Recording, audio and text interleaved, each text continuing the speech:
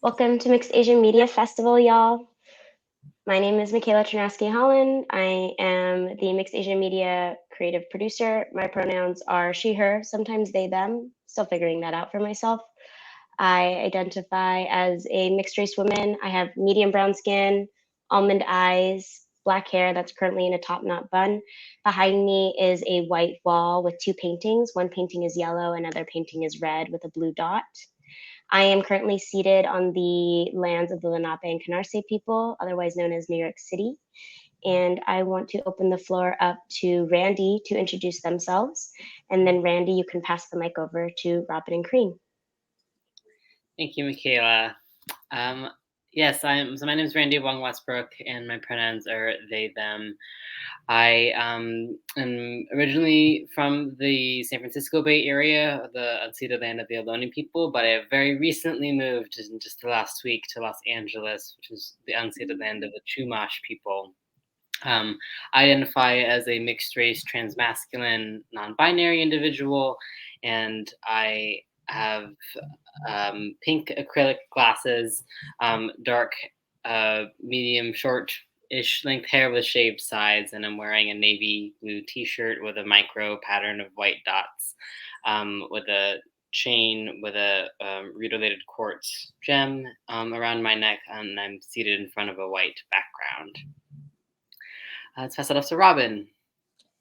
Cool. Hey, my name's Robin Mealy. I use they, them pronouns. I am coming to you from the same land that Michaela is on. For visuals, I am a mixed race individual. I have bleached blonde short hair that I've colored a little red, orange, and yellow. And I have a green t-shirt on. And behind me and Corinne is a white wall, and there's a little plant in the corner. Hi, my name is Karin Newbegin. I am Robin's roommate, so we are on the same area. I use they, them pronouns. I identify as gender fluid. I consider myself a half Korean person. I have light skin. I don't know what shape my eyes are, but they're brown, and I've got freckles. My hair is a full-blown mullet. It is pink on the top, purple kind of here, and then blue down the side. It's bisexual flag colors, and my sides are shaved. And yeah, I'm in the same location as Robin. Awesome. Thanks, y'all.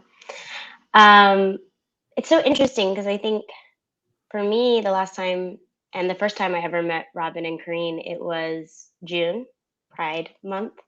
And we were all celebrating at a night market. And the first time I've ever met Randy in person was just recently when they came and visited me in New York. So I just want to say it's really special to bring you all into the space. And I want to talk a little bit about these identifications, because I even just recently was educated a little bit deeper into all the different layers of education, of identification. And so, a lot of people are very familiar with the term of like queer, or a lot of people are really familiar with the term, especially when it comes to sexuality, right? Bisexual and things like that. But today, I think we really want to talk about the labels that you all identify with and what those really mean, and help educate the audience into those labels or those identifications that you all have come to bring on for yourself, and help us have like a really good understanding of those vocabularies in order to move our conversation forward. Robin, would you like to go? Sure. I forgot to mention earlier, I identify as non-binary in terms of my gender identity. And for me, what that means is literally like non meaning not, binary meaning split in two, or two options or two choices. But I guess I can start a little bit on my own, like, coming to this identity, because I think it'll help explain. So actually, so I'm a dance movement therapist, and I work with a lot of different agencies, and a lot of them are very binary. And I realized when I was doing documentation for a lot of my families, it'd say like he, she, this, and that, and the other. And I always wondered why it was that way, or like I was like, why does it have to be this way? And so I started by using they, them pronouns for all of my clients across all documentations. We're talking like in the legal system, child services, all of those things, because I was like, why? And then I started using them for myself there. And after I was doing that for almost a year, I was like, there must be something to that. Like, why does the they, them seem to, like, I feel more comfortable identifying myself with those pronouns, and what's that about? And so, yeah, more looking into it and reflecting on my experiences growing up and never really feeling like I fit in. Like, I was raised as a woman and I never really totally fit in the boxes that people were trying to put me in growing up. And so all of that came together and non-binary Robin emerged. So yeah, that's kind of my journey. But I know that there are many different ways that people come to this gender identity and gender expansiveness in different ways. Whoops, meant to unmute myself. Thank you for sharing. Corinne, would you like to go next? Sure. So I am a comic artist, and I actually recently drew a comic about my whole gender thing, which is probably the most well-received piece of art I've ever made, especially on Tumblr. And for me, I identify as more strongly with gender fluid. I had like a whole gender crisis like 3 years ago, and I'm like, what is going on? I first learned about non-binary off of Tumblr probably, oh gosh, like in 2014. And I remembered reading it, and at the time I didn't really understand it because I felt mostly comfortable with just the gender I was given, and not in like a possessive way, but more of like, well, I guess, like, I guess I'm a girl, whatever. There are things that were annoying about it, and certainly moments where I'd be in all female spaces that felt really like, this isn't me. But I didn't have any qualms with it really. And then I discovered this non-binary term, and I had such a hard time conceptualizing someone who could identify as one thing one day, a different thing another day, or varying things. And then also even with the idea of like non-binary in general, because I thought, well, I'm a girl, I'm allowed to have these different parts within me that are masculine and feminine. So I had like this mini gender crisis like in 2014. I was asking my friends like, oh my God, if I feel androgynous, does that mean I'm not a woman? Blah, blah, blah, blah. And I'm taking all these quizzes, like, am I non-binary? And then after a while, it was like, you know what? I'm not gonna think about this anymore. So I just put it on the shelf and didn't think about it. I thought of myself like, well, you know, I'm still a girl or a woman or whatever. I'm just an androgynous one. I like wearing androgynous. I like presenting as androgynous. I love when people mistake me as a man. I thought these were just normal things that were part of my womanhood. And for a lot of people, that is true and continues to be true. So, but as I continue going forward, and one of my friends came out as non-binary, and we had conversations about them, which was one of the first times I had those kind of conversations with someone and could actually talk through these thoughts, eventually I started thinking more about myself and how I felt about myself, and how I still felt uncomfortable being referred to as a woman. Even myself referring to myself now as a woman just feels like not completely accurate, but for the purpose of the story, it must be done. And how I didn't like being called a lady. I didn't like my gender being brought up, like beyond just sexism or feminism or whatever. And I kept thinking about it more, and the label gender fluid, when I saw it, it like made room for the parts of myself that were feminine that still felt girl, but allowed for like, and then some. Or if I really didn't feel like a girl, like I felt like something in between, or not anything at all, or just androgynous was how I felt, or nothing at all. It like allowed for that. And I realized that it did change depending on whatever. Sometimes I wake up and I'm like, this is how I want to present, or this is how I feel, or whatever, or I'm not thinking about my gender as often, or I'm not thinking about certain things don't upset me as much. And I'm like, gender fluid seems the most accurate to my experience right now, that is still representative of me growing up and how I feel about myself and everything. And it just felt right. And for a while, my pronouns were they, she, but then because I was still okay with she, no one was using they. So then I transitioned to just exclusively they, except for a few people. But that's kind of what it is for me. And that's, again, not to say that just because you like androgynous clothing or want they, them pronouns or have masculine interests that you are not a woman if you feel like a woman.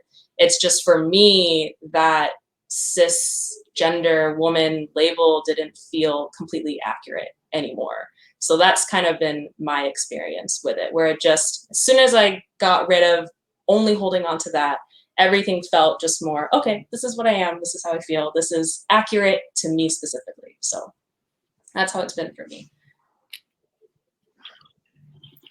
Thank you for sharing. Randy. Yeah, as I'm listening to both of your stories, I'm thinking about how, wow, I haven't told my story in a while. And like going through the years and like, all right, it was this and this and this. Because but I think that there's some parts of my story that may have followed a typical narrative of as you start to learn more and you get more language. But I think it's important um, to mention a little bit of like my queer identity too, and how it evolved then into a gender identity expansion.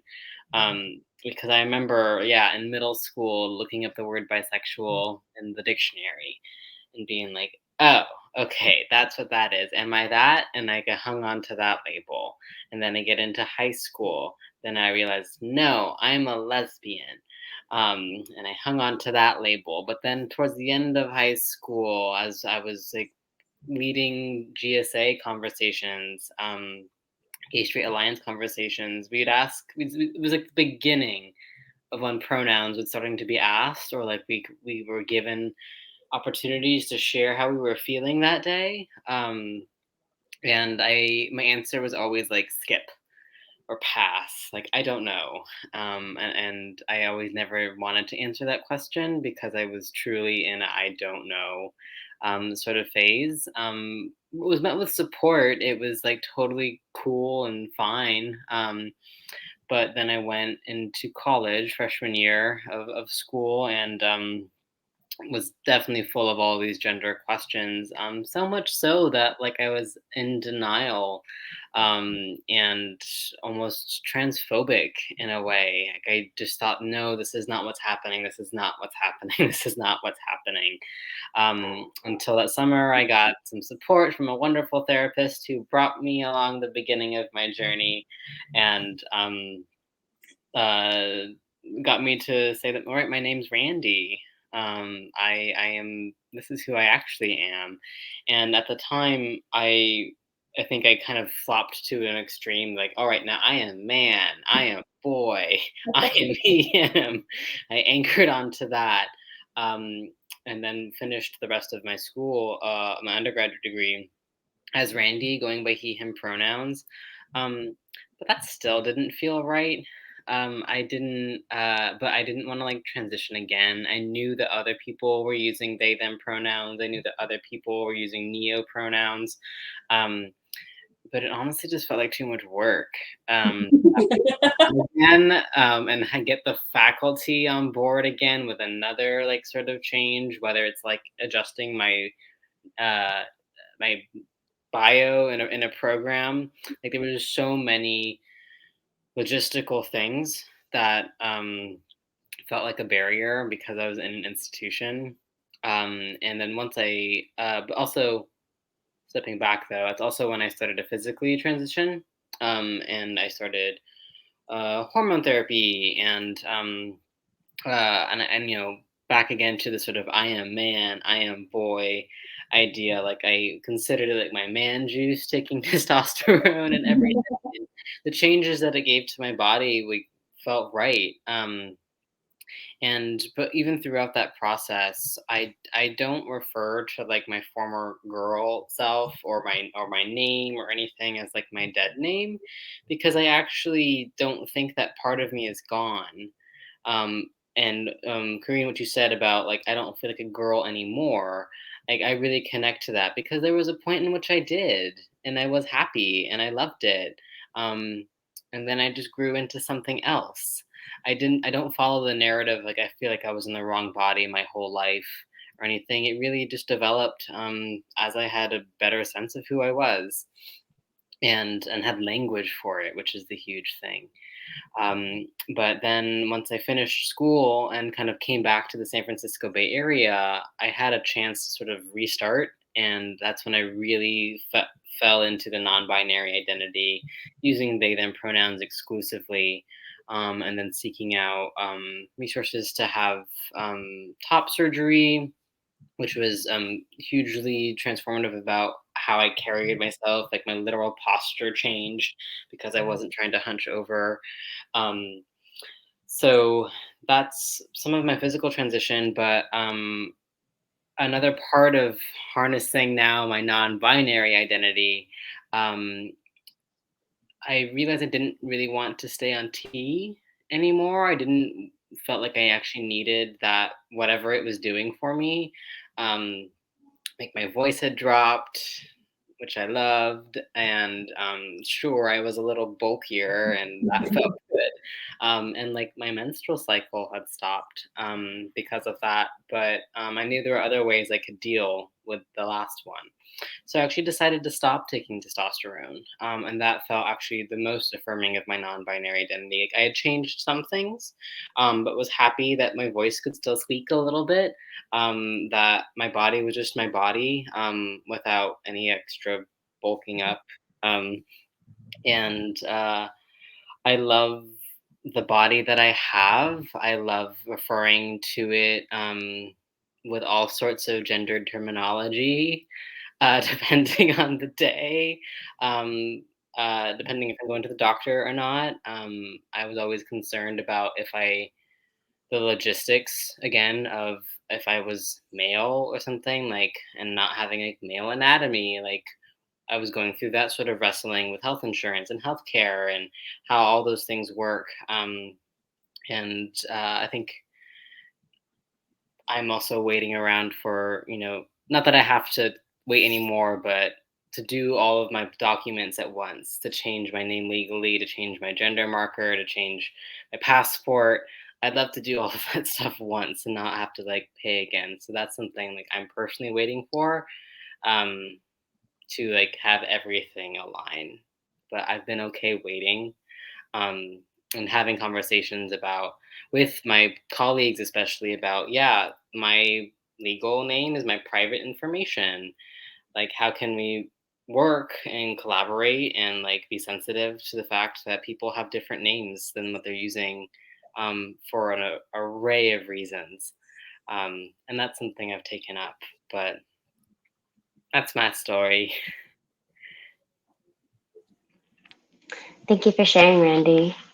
Yeah, I feel like there's always that nugget of information for us of like as we awakened or as we enlightened ourselves or as we became sort of exposed to other ideas or other principles or as we started to like immerse ourselves into things that felt not comfortable and we were like, why people do it this way and why can't we do it a different way? And I think at least for me and my current journey with all of this in a really important way started with like my sexuality awakening of like recognizing that I didn't find myself as like I never felt myself being very feminine growing up. I never felt myself being very like girly. I loved leaning into some terminology that could be semi-problematic growing up, but I always loved leaning into like a tomboy side of me and like my very athletic side of me and speaking a little bit to like I think being mixed race, especially mixed Asian race, I always felt like this need to prove that I wasn't just like a dainty flower. Like I could like hang with the guys or I could like rough it up and I could be a part of like sort of a tougher atmosphere than what was sort of expected of me in the way I looked. And my size, I think, is a big important factor around that. Like being 4'11", I always felt like I needed to like dance bigger or like perform larger or like try and be seen in the back, right? And I think that journey led me into recognizing that I love all bodies and I love all shapes and I love to express love to all of them. And I don't really need to have like a specific parameter around those things. And now, as I've grown past just like my sexual identity of being queer, what has started to unfold for me is this idea of being, as I've started to fall back into recognizing where my roots come from as a half Filipinx woman, or human, is that you know, there is a world back in Filipinx culture, previously pre-colonial, that like really embraced and celebrated two-spirited people, and really celebrated and embraced like people that could live both in the masculine spirit and in the feminine spirit and be almost in a way gender fluid or non-binary. And as I like start to discover these little things, I start to feel like I could bring myself into the world of feeling more two-spirited, because I feel very masculine certain days and very feminine some days. And those are all explorations that I'm continuing to do for myself. And so it's really inspiring to hear y'all's journey with everything. Um, I want to go into, maybe we end this on a positive note. So I'd love to start first with pet peeves, or like things that frustrate, or things that kind of like grate, that I think we can educate people on.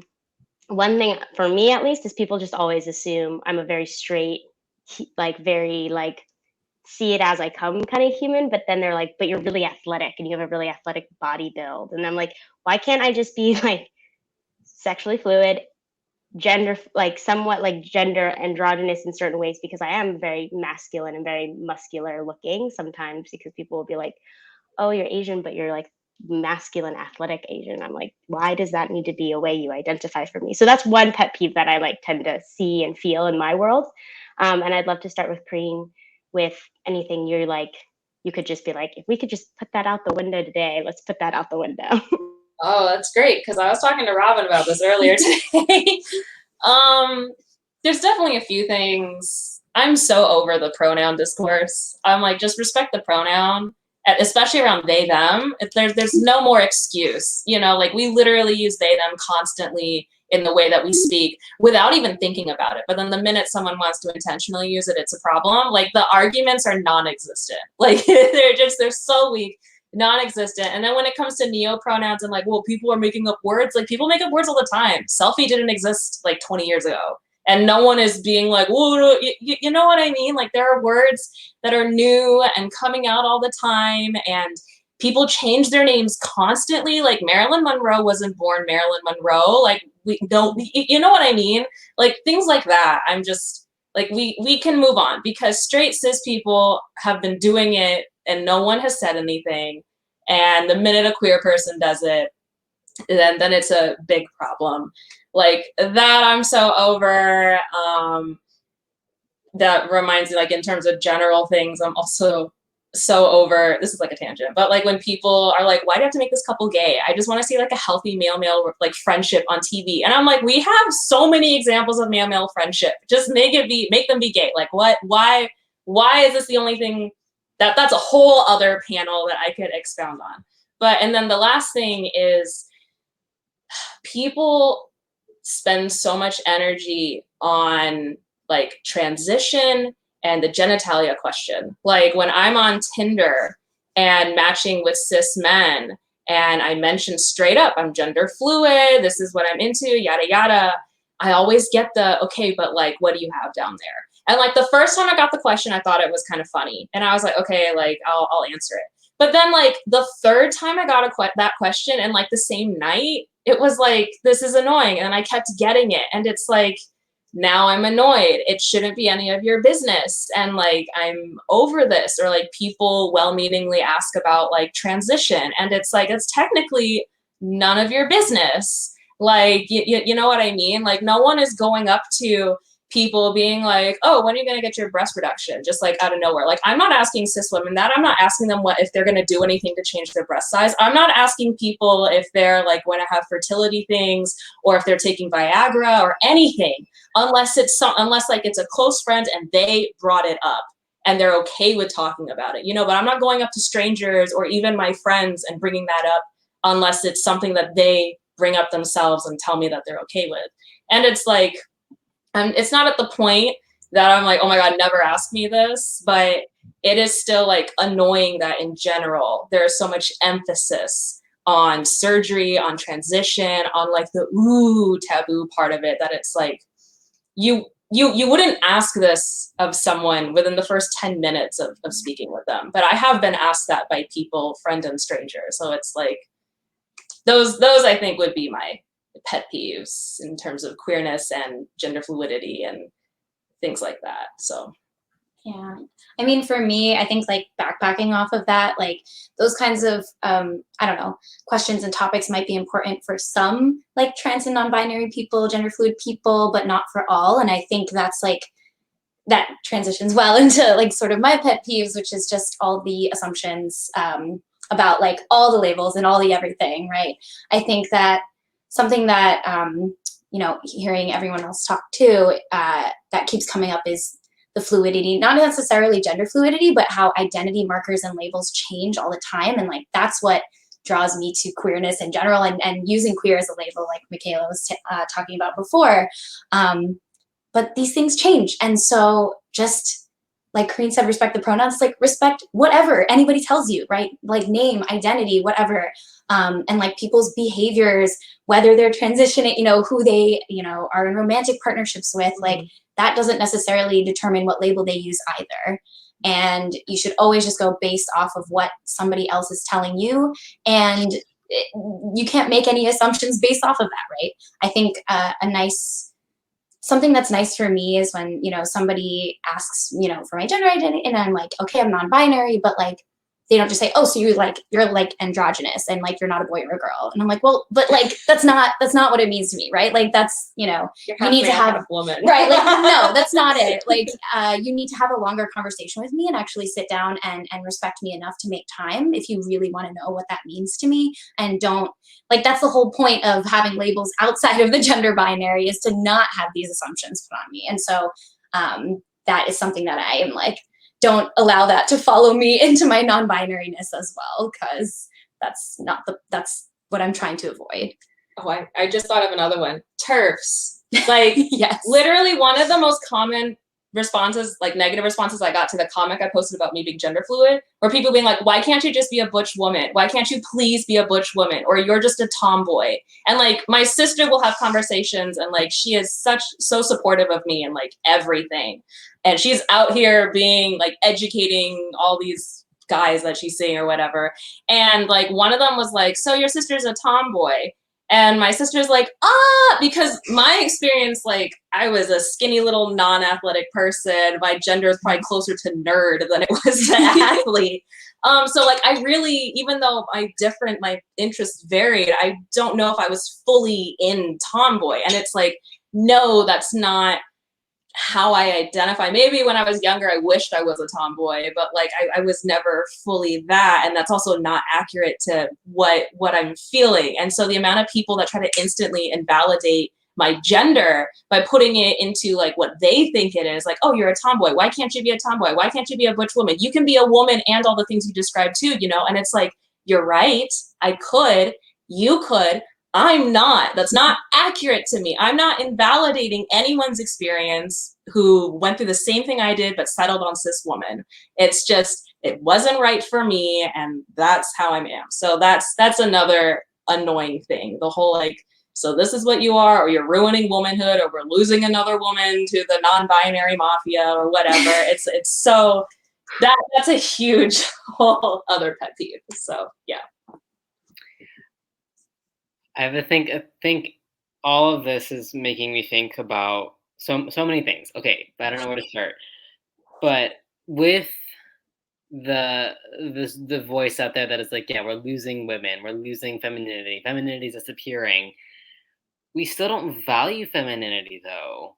We still don't value femmes. We still that are cis femmes and AMAB femmes, people who are assigned male at birth, and their femininity showing up in ways. We still stigmatize that. We still don't value that or accept that nearly as much as we do AFAB, non-binary, transmasculine folks. And so I think that's like one representation like in this room, is that there's like not necessarily an AMAB person, and the representation for those folks, I think, is extremely limited. And also for non-binary people who are AFAB and femme and non-binary, their non-binariness is also incredibly valid. They don't have to have gone through a transition. They don't have to be androgynous. But overall, in this particular thread, like femness, femininity is still not valued, even though there's these voices crying that we're losing womanhood. Um, I think that is so backwards. But related that to that too, as far as my own experience, even though I am AFAB and non-binary and transmasculine, as I'm finding and continuing to discover moments where I want to be more expansive with my gender presentation, um, I have a big peeve about what is professional clothing and professional. Ooh, get into it. Get into it. So again, I think, butch women or like butch presenting, masculine presenting women, like what their clothing has been widely accepted. The pantsuit is fine, it's there. But say a mad person, a masculine presenting person like myself, who may want to wear a little dress or wear something a little more flowery that's like in a more feminine cut. Um, I'm nervous about doing something like that, depending on the room I'm going into. If I know I'm walking into a room full of queer collaborators and it's going to be awesome, I'm going to feel so much better about wearing some sparkly stuff. But if I'm like going into a shop with like some burly dudes, I don't feel comfortable being more femme presenting or anything. And like that shouldn't be the way that it is, but um, I think the subconscious internalized stigma around it though is that like, oh, if I'm being more femme, then either like that's not professional, or like, oh god, I'm like transitioning back, or like there's all those sort of toxic internalized things that I think are still present within me. um but again, like the whole slant of, even with non-binariness and gender fluidity, I think there still is in our culture an anti-femness to our narrative, to representation, um, and overall community acceptance, whether it's straight cis people and within the queer community, I think too, sometimes. Thank you. Yeah, I heard a really great quote once about the different energies of masculinity and femininity, and the best one I've always felt is like femininity is like the moon and masculinity is like the sun, and our like current culture, social climate within the country that we live in, which is the United States of America, really values the sun, right? Like we get up every day and we go to work and we're like valuing like the more masculine energy of like focus, productivity, get it done. And like masculine is almost like we almost only, from what I can recall about my own personal experience, like we almost only accept feminine characteristics as fully feminine in their full right, as like that full dainty housewife experience vibe that you come home to in the evening, or fully, and I've experienced this just even in the workplace, women presenting people that have had to take on very like intense masculine energy in order to be respected. So like the sunlight is so valued in our society, and the moonlight and sort of the more darker essence of femininity to me, which is like intuition and like sexuality in like a really like sensual way, like those things are still seen as like taboo and like hidden in the dark, and those are like the things that are monsters that could come out and like scare, sort of where I was raised, the perfect straight conservative Christian environment, right? And so a big part of me actually discovering a lot of my pet peeves and fluidity is like recognizing that I have just as much femininity as my masculinity, and my femininity should be just as valued as my masculinity. I felt like many people valued my masculinity. They valued like my athleticism, they valued my performance, they valued my ability to get shit done, and like my ability to produce. And it was like, wait a second, like this is all very masculine facing. And the minute I started to become softer, the minute I started to recognize my emotions, the minute I started to really be like, where is my sensuality? Like what gives me pleasure in my life? Where's my like fun parts of me that I want to like explore? That almost like immediately like helped cue me into that realm, versus like I know everyone has gone through their own journey. So I think it's interesting because my pet peeve is always like, are you one or the other? And you can be valued as one and you can be valued as the other, but there's never the capability to be in spaces that I have stepped into to be more fluid. And one example of that is like when people say the term, oh, you guys, or like, hey guys, and they're talking to a full-blown space. It's so small.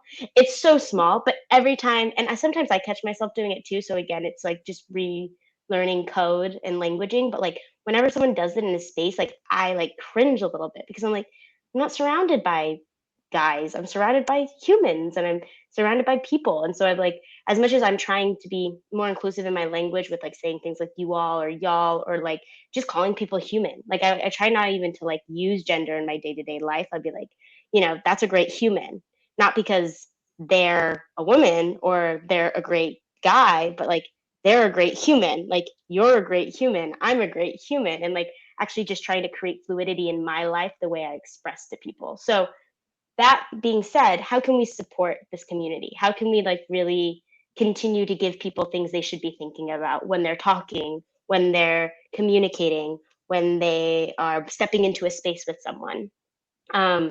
Randy, would you like to take that question? Oh, hmm. I think one of the conversations that felt tricky even years ago, and the pronoun conversation, especially like in introductions and in those kinds of spaces, like there still is some ickiness around it. There is still some challenging things, not so much on people's ability to do it, but like um, I still don't have a quite an answer, but like I think you always have to go back to the room that you have and the people that are in your immediate community about like what makes them feel comfortable. But I know that there are some folks who, especially maybe fluid or questioning, that it may be a lot to like say something new in a room and like know if there's going to be support around that, and that uh, I don't want people to like get out of sharing their pronoun or something. Like when if you are confident in your gender or identity, I think it is very important for you to confidently share that with the world.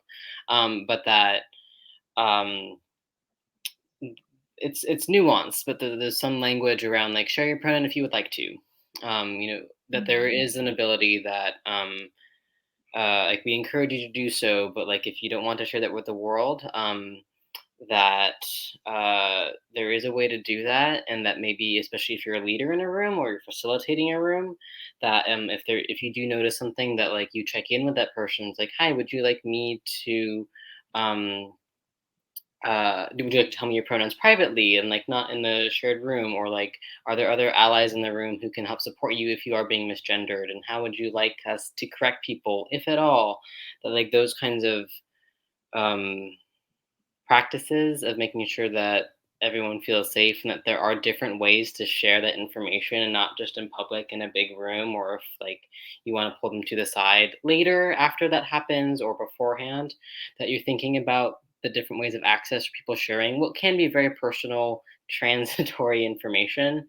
um, I'm not often the one facilitating those rooms, but I know like that's some of the stuff I've experienced that has felt really supportive of people checking in with me about if I'm being misgendered, how can they, how do you want to be that to be corrected in a room, publicly, privately, in the moment, a little later. I think those are all really good supportive things to check in with your community and your rooms about. Yeah. Corinne or Robin, do either of you want to go first? Well, first I want to say thank you, Randy, for bringing that up, because I mean, I lead therapy groups as part of my job. And so whenever I facilitate and lead, I always intro with name and pronouns and encourage everyone else to do the same.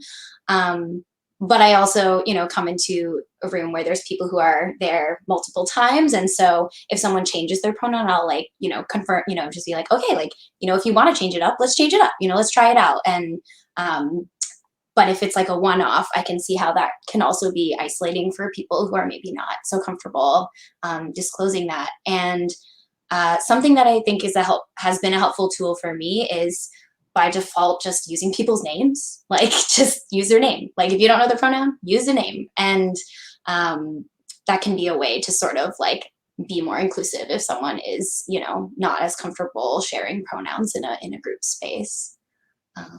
yeah, that's what I got. Yeah, I think for allies, I think the most important thing that they can keep at the top of their head is that everyone is different and everyone has different needs, and there's no one catch-all, cover-all, band-aid solution. Like, I know this is a panel on being non-binary, but we share the umbrella term trans with our binary, trans siblings, and they have probably very different needs when it comes to the pronoun question. I know there are some who want you to assume their pronoun, especially if they are trying hard to pass in a binary way that is socially like the norm. It can be invalidating to their gender if they are asked, what is your pronoun, right? So, but then on the same thing, if our pronouns are assumed, then we might not like it. So there are conflicts of needs within the trans community, and then even within the queer community, and even within these smaller subsections, right? So I think it's important to like not put these other genders into their own boxes and try to sort and categorize what it looks like, because that's not what it's about, and it shouldn't be what anything is about. Everyone should be allowed to be their own little separate, unique thing. But that being said, there are overarching practices and best practices overall that can be tweaked per situation. Randy talked about nuance, and Robin was talking about sometimes this might work and this might not work. And I think that's just really important. There is no one answer or thing that is always 100% right. Like in my workspace, I know they've been trying to like make things more inclusive pronoun wise, but it's like we shouldn't force people to include pronouns in their Slack name, but it should be encouraged, I think. But some people don't feel comfortable outing it, some people don't know yet, and ultimately it's not really people's business. I think the best thing you can do is ask.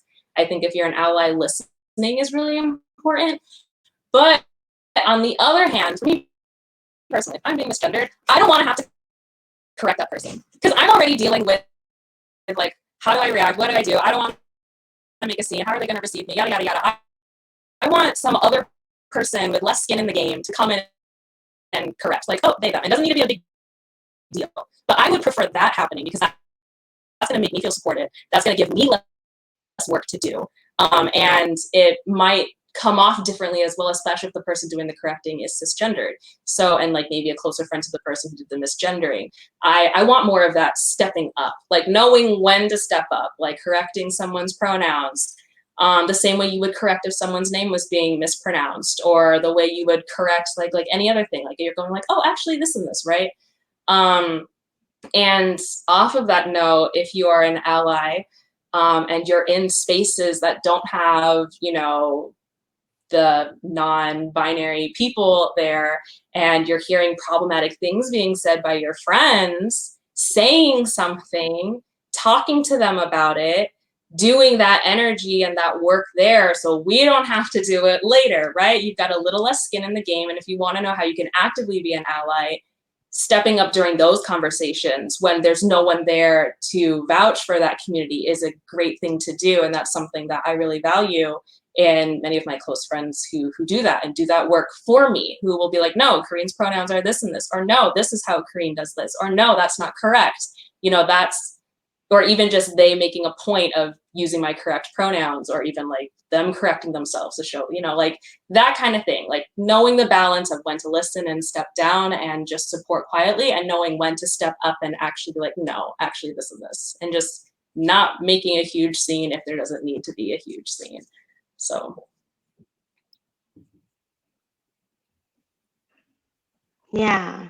I think the biggest thing is you can always ask in a really respectful, compassionate way. You can always be humble. I think the biggest thing for me that I find in spaces is people, when they make a mistake, like this I think comes back to like the world of just how we are sort of raised. Like a mistake is seen as like a fatal blow, right? Versus a mistake being like a humble moment to like check yourself, check in with the other person, and then be able to say like, can we move forward, or how can we move forward? And it's not that that person didn't know, maybe you were trying your best at the moment. If they and this is like more energetic than anything, like, this is sometimes a learning process for certain people. I know I'm still learning, and sometimes I still slip, and sometimes I can't be the best ally or even a part of the queer community in the best way possible. But I always try to approach it as humble as possible, to be like, okay, just teach me, or what is this teachable moment for me, and thanking, because that also shows to me when someone even misinterprets me. And I tend to have to be like, actually, that's not true. And this is more about who I am. And I don't need to explain myself, but I do need to take a moment to like take you a step back to take us forward. I do find the people who, for me at least, who usually approach it with a very like humble attitude and a very thankful attitude, and also is like, I'm sorry if the sorry and the apology is appropriate. To me, it feels a lot easier to be like, okay, great. Like we're all malleable. Like we're all fluid in some way, shape, or form. It's the people that I find that get very like hard line about it, or they get very like intense about it, and there's a certain energy about it that just is like, oh, okay, like this is where I don't want to do the work, like this is where I don't need to do the work, and this is where I need to like step away for my own health and safety, right? So that being said, I want to just end this amazing discussion on a really amazing positive note. So like, what do we love about ourselves? What do we love about the things that we get to do as non-binary, gender fluid, amazing queer humans? And I would love to start with Robin. I think, well, one thing that I love about my non-binary identity is how it feels in my body and how it fits me. Like, I feel like it fits me in a way that like girl or woman never did, and none of the other gender terminology that I have come across. But one of the other things that I think is something I love is, I work with teenagers, and when they walk into, the hospital setting where I'm at, and the rest of the clinical team is very cis, very straight, I come in there and I'm like, hey, I'm non-binary. And it's like this mind-blowing moment for some of them to even have a little bit of space to start exploring that if they haven't already, or they know that I'm a safe person to talk to about these kinds of things. And like, I'm not going to make assumptions, or I will try my best not to. And I will ask them, Michaela, you're talking about like humility, right? Like I'm asking them for to educate me. And I think there's something very equalizing, something very non-hierarchical about it. And that's what I love. And I love that I get to bring that into the work that I do every day. Randy or Corinne, do either of you want to piggyback from that or backpack from that? I think I can immediately resonate with that. I'm down now in Los Angeles to start pursuing my master's at UCLA. And so being a queer, non-trans, non-binary human re-entering academia, I'm very much seeing the position that I have to just be myself and therefore be like such a light or a beacon or something for people I don't even know yet. Thinking the undergraduate students, thinking how I didn't have anyone really to look up to in a certain way in undergrad, and knowing that like I can be that person. And stepping into that, like I've always kind of been the youngest person in the room, and now that's starting to change. And I feel ready to take on that helm or mantle, or like hold that torch, or whatever it needs to be. But also looking at some of the faculty that I'm going to be seeing next week, that some of them are also trans and non-binary, and I'm in many ways seeing kind of on both sides of me feelings of being the person the younger version of you needed. And I think so much of that is starting to come true. And that's a very bittersweet, tender truth, but it feels so wholesome at the end of the day. I'm gonna give a more superficial answer. I love how hot I am. Like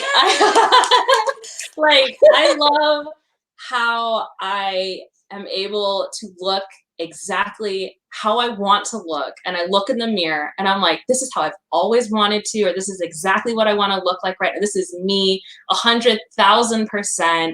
Whether it's hair, like hair is just such an important part of it. It is, I feel like it's like the first stepping stone, and it's such a crucial one. Like when I got a haircut similar to Robin's right here, it was like I almost like cried looking at it, because I'm like, I've wanted this hair since I was a child, and I knew it would look good, and it looks amazing on me.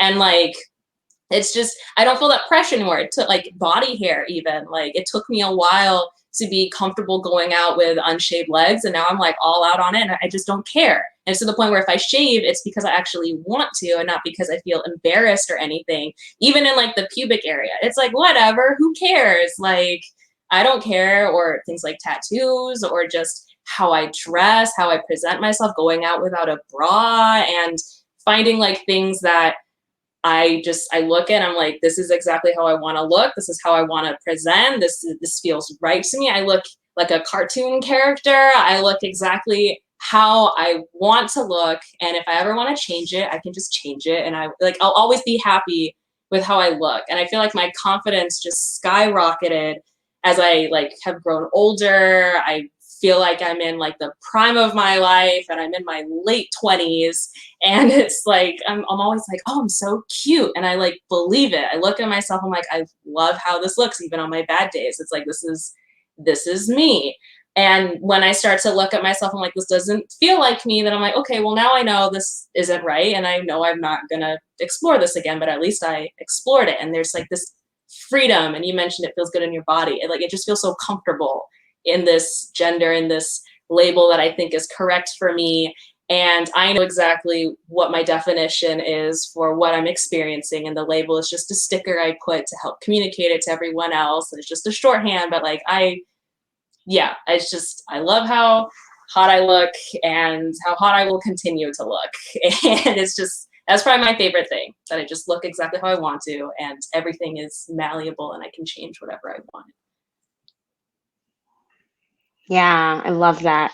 And I think we can all second the like hair. We were all, before this panel started, talking about I have a really strong undercut. We were all talking about hair. For me, yeah, like when I'm getting into like more athletic, like kind of like more masculine feeling Michaela, like when I'm wearing like tighter athletic clothing, and when my undercut is done and I'm wearing my ponytail, like that to me, I feel like really fucking empowered. And like sometimes I don't realize how cool I look, and then like pictures of me, I'm like, oh, I look so cool. It's like, but it feels good to have this undercut. Like it feels good to have this like sense of like, I'm not just hair down, dress, whatever all the time, but the minute I want to do that on a cute weekend, like I do that. And also I think, Corinne, what you're talking about is taking ownership of our bodies, like exactly in that way. Like I don't feel like I need to shape my body to look like a certain person, or take away my hair to feel like a certain way. Like I get to choose when I free my nipples, when I don't, how I do it, and I think that's so important. Like not wearing a bra is one of the best decisions I've ever made in my life, and I constantly do it, and it's like, it's fine, it's who I am, it's how I want to be. And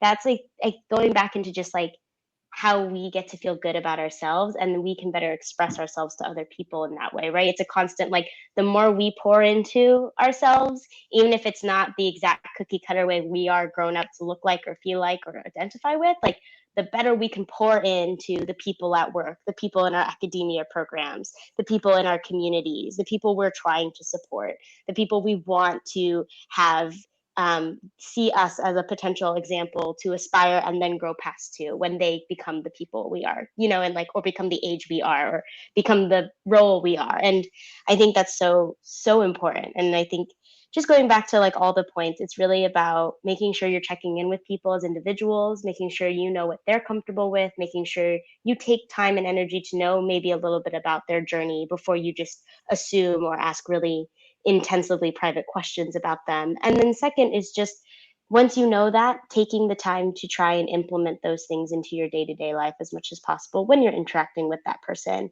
And for anyone out there who might be struggling or thinking, I think the biggest note I took away from this is really get to know yourself and really get to know what makes you feel good, because that's what you're looking for. You're not looking for what makes everyone else feel good, right?